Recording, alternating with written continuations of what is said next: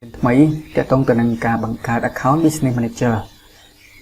អញ្ចឹងដើម្បីបង្កើត account business manager បានជាដំបូងបងប្អូនចូលទៅក្នុង account Facebook បន្ទាប់មកចូលនៅក្នុង ADM manager បន្ទាប់មកទៀតបងប្អូនយកកន្លែង track 3នេះកន្លែង track 3នេះមានន័យថា all tool អញ្ចឹងយើងចុចនៅក្នុងហ្នឹងមកអូខេបន្ទាប់មកយើងឃើញមាន ADM manager account quality account សំទោស ADS account setting ហើយនឹង commerce manager billing audience អញ្ចឹងដើម្បីបង្កើត account business manager បានបងប្អូនអុសមកខាងក្រោមយកពាក្យថា business setting អញ្ចឹងយើង select លើពាក្យថា business setting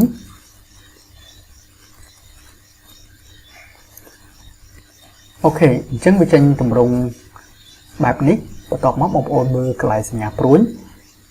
ហើយយើង select លើពាក្យថា create earn account អញ្ចឹងយើង select លើហ្នឹងមកអូខេអញ្ចឹងនេះគឺជាកន្លែងបង្កើតនៅ account business manager របស់យើងទី1គឺជាការដាក់ឈ្មោះហាងរបស់យើងឈ្មោះ page របស់យើងអញ្ចឹង page យើងឈ្មោះអីគេយើងដាក់មកខ្ញុំដាក់ថា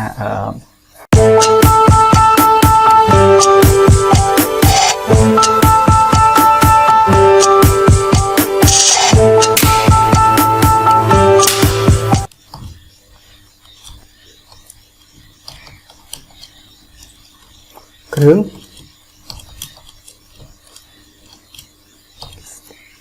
យើងដាក់ឈ្មោះថាចន្ទធីលក់គ្រឿង Disney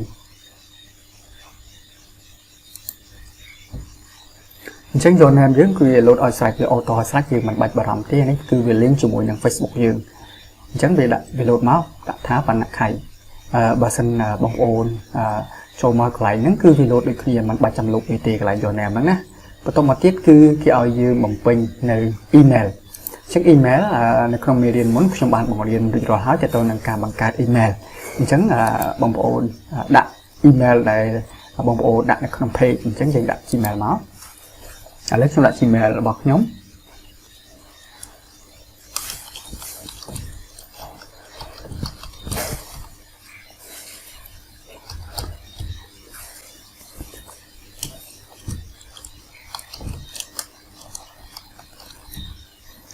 ឥឡូវខ្ញុំបានដាក់ Gmail រួចរាល់ហើយបន្ទាប់មកទៀតបងប្អូនទាំងអស់គ្នា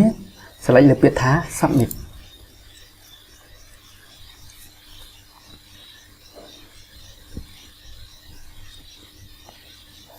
អូខេអញ្ចឹងតកតងទៅនឹងឈ្មោះហាងរបស់យើងដែលខ្ញុំដាក់ថាចន្ទធីលក់គ្រឿង Disney ត្រូវបានបង្កើតរួចរាល់បន្ទាប់មកទៀតខ្ញុំ select លើពាក្យថាដាន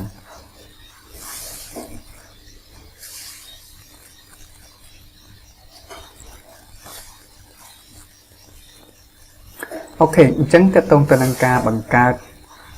business account manager របស់យើងគឺបានរួចរាល់សូមអរគុណជួបខ្ញុំនៅវីដេអូក្រោយ